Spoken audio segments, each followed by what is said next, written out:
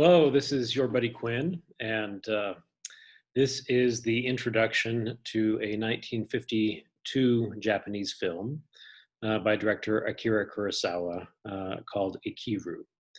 Before I go into the introduction to the film, I just want to pause for a moment and talk just a little bit about where we are in the series of videos that I've uploaded. So far, I've uploaded the first five introductions to films in the series. The films that I've selected in those first five are what I called early classics.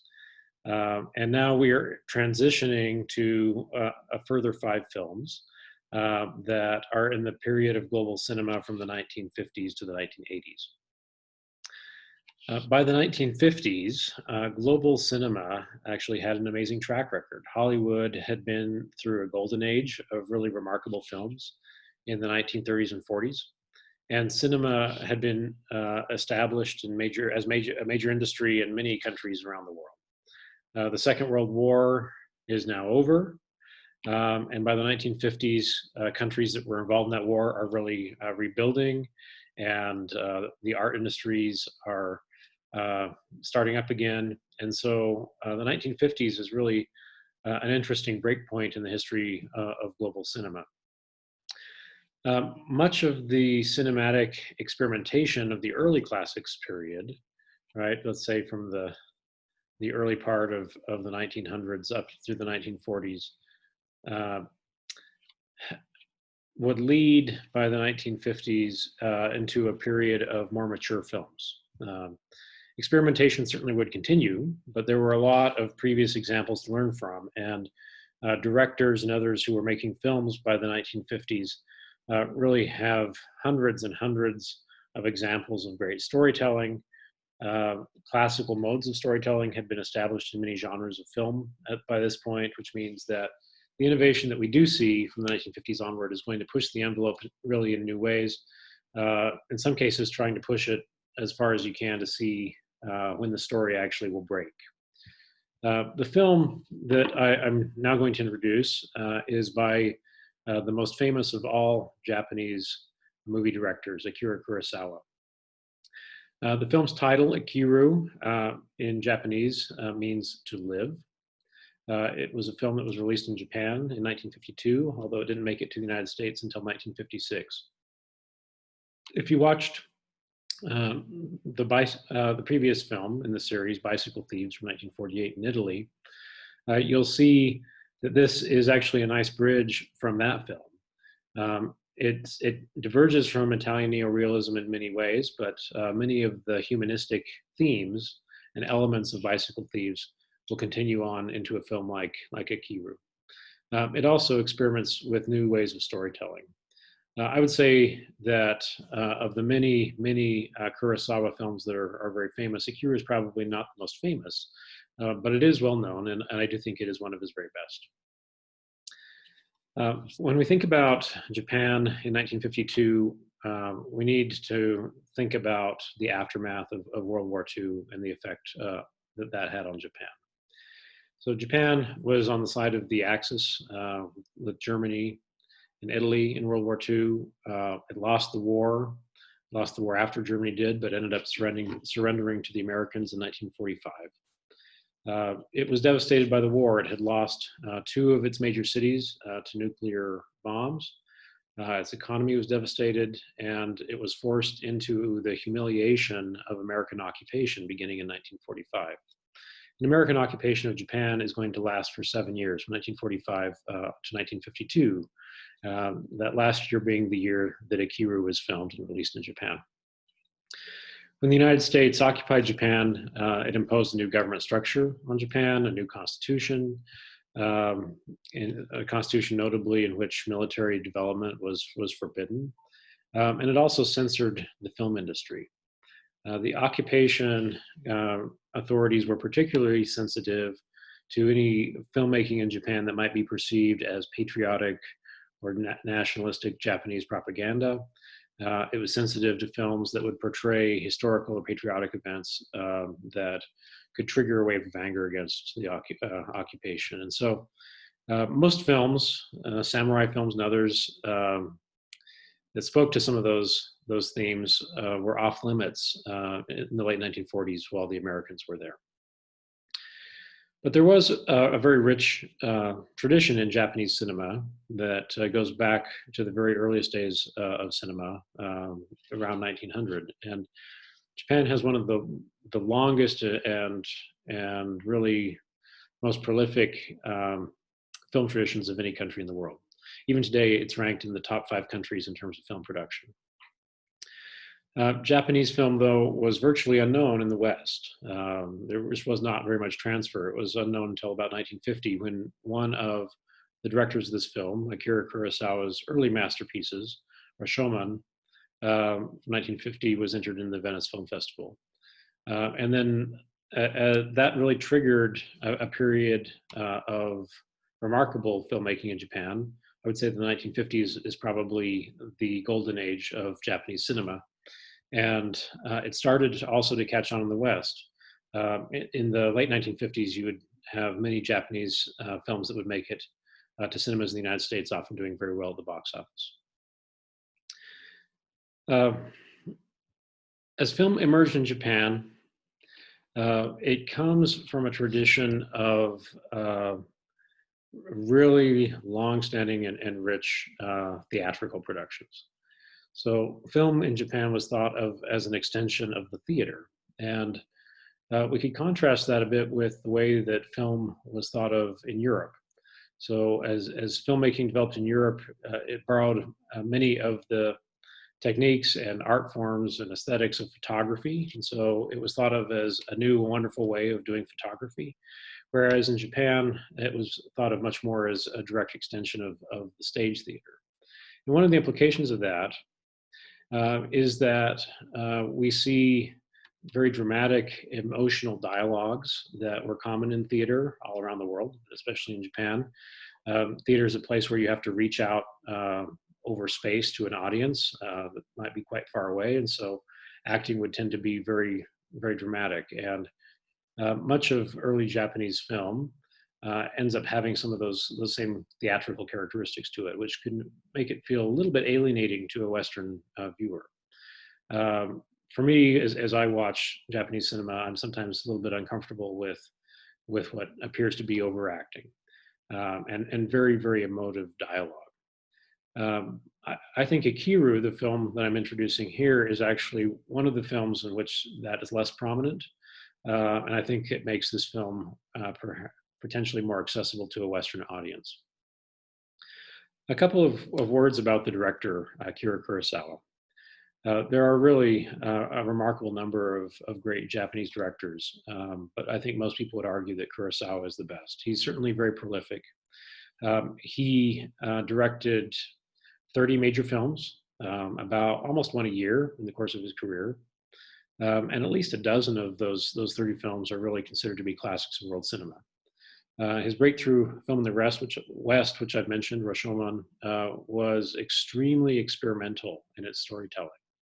And it remains a favorite of art house film critics. In 1954, so 2 years after Ikiru, he ends up creating his grand epic. It's called The Seven Samurai, and many people consider it to be the most important film in Japanese cinema history. It's a very long, it's an extensive and expensive epic. It's 3.5 hours long. Many people compare it to the kind of epic that you would see in the Lord of the Rings film series. And it's also an important film because it inaugurates a genre which all of you are familiar with, a genre of assembling a team of outcasts, each with special skills that are assembled together to go on a particular mission. So we see this kind of film in Mission Impossible, in films like Ocean's 11, or even in The Three Amigos, which is in some ways a parody of The Seven Samurai.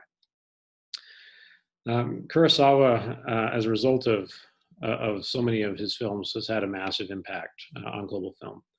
He had a very direct impact on George Lucas with one of his films called The Hidden Fortress, which was influential in Star Wars and how Star Wars was imagined. And then Lucas goes on, of course, to have enormous impact on film through the Star Wars series.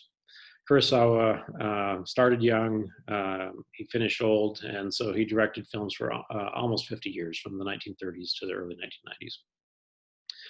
So Ikiru, as we situate this, is between these two other really important classics, Rashomon in 1950 and The Seven Samurai in 1954. It's a less experimental film than Rashomon. There are some interesting storytelling techniques, but it's comparatively standard. And it's certainly less epic than The Seven Samurai. Ikiru is a little over 2 hours long, so it's not a short film, but it's certainly not the 3.5 hour epic of The Seven Samurai. Some people do argue that Ikiru is Kurosawa's best film. It might be the one that I personally like the best, and the director himself actually thought that this was his best film. So let's turn now to some things that make this film special. As in many of our films, I think the acting in this film is really great. There is a core protagonist in this film. Kurosawa often used the same actors over and over, and the main actor in this film is a gentleman by the name of Takashi Shimura. Takashi Shimura becomes one of Kurosawa's favorite actors, and he actually acts in 21 out of the 30 films that Kurosawa directs. And some of those roles are very much lead roles. He's very central to this series of films, to this film in particular. I mean, he is the focal point of the camera in most cases. And we have a lot of chances to see close-ups and a very emotive acting. That acting is going to be filtered through the lens of Japanese culture, which is often an understated culture in terms of the way that people communicate. You're going to see actually some very loud communication in this film, as well as some very subtle communication. Sometimes it won't feel completely like honest communication. And there are ranges of the way that a person might communicate in Japanese language and Japanese culture, which you'll be able to observe here. I think narration in Ikiru is really important. Interestingly, this film actually has a narrator, an outside narrator, that appears from the very first scene. The narrator doesn't really intrude too much in the film, but does so on occasion to frame or to reframe the story. And this comes from a tradition in Japanese cinema as far back as the silent period, in which instead of going to the cinema and having the important plot of the story explained to you by intertitle slides in the film, in Japan, silent film was typically shown in a theater where there was an actual physical performer who was the narrator of that film. And so the audience would see the silent film on the screen, and then there would be a live narrator who would tell the story of the film to the audience watching it. And I think that the narrator in this film, while not very obtrusive or intrusive, is an extension of that tradition. One important use of storytelling here is the use of the flashback.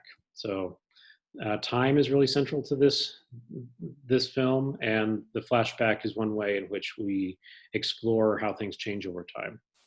The film uses flashback in the last part of the last sequence of the film quite a bit, where the story is essentially told in a series of short flashbacks that serve to represent the narration in certain parts of the story. So you have a character who's going to tell a story, but instead of us watching him tell that story, we actually just go back to the flashback. And each of those people in the latter part of the film has a different piece of that story. So we get some echoes of how stories differ depending on who's telling them in Rashomon in 1950. And we start to see a little bit of that in the last part, where each person has a different part of the story. They're trying to figure out what to make of this lead character's life. And I think this is one of my favorite parts of the film. One cinematic technique that Ikiru uses is what I would probably call a close-up establishing shot. We've talked about establishing shots before. Usually they are shots where you have a big panorama. So you see what's going on in the context, and then the camera zooms into the action, after which the viewer gets a chance to get oriented to the big picture. In this film, we actually have something that has a similar purpose, but does it from the opposite direction. So we have a number of shots where the camera is very, very close up in the context, and you see some of the details of that context, and then it starts to pan out until you see the actors. But it plays a similar role in that you start to get your mind around what is, what's going on here. Is it books? Is it music? Is it what is important in the context before we ultimately pull out and see the actors? So try to look for those shots, which are throughout the film, and see what you think of them and how they work for you. Perhaps the biggest achievement of this film, however, I think is thematic. So it's in the nuanced way in which it handles difficult topics. Ikiru manages to address the biggest questions of human existence without becoming overly sentimental about them, which is quite a tricky thing to do from a storytelling perspective. A few things that I'd like you to watch out for in the film. These are largely thematic things I'd like you to watch for. This should be a film that helps you think through the fundamental question of what it means to live a good life. That's a really big topic, and there are a few films that I know of that engage with that question quite as well as Ikiru. The core plot is not hard to understand. In fact, it's very apparent in the first few minutes of the film. A senior bureaucrat who's our hero, he works in Tokyo City Hall. He figures out that he's dying of cancer and has to confront what that means for how he understands it and how he lives his life. One thing to watch out for is to have some fresh eyes on Japanese culture and how it manifests itself in this film. So Japanese culture in general is known for several things that do make a regular appearance in this film: respect for rules, respect for elders, respect for hierarchy and seniority, deep commitment to your work. Given that the other films so far in the series come from Europe, you'll want to watch for differences in Japanese culture in those areas as well as any others you might notice.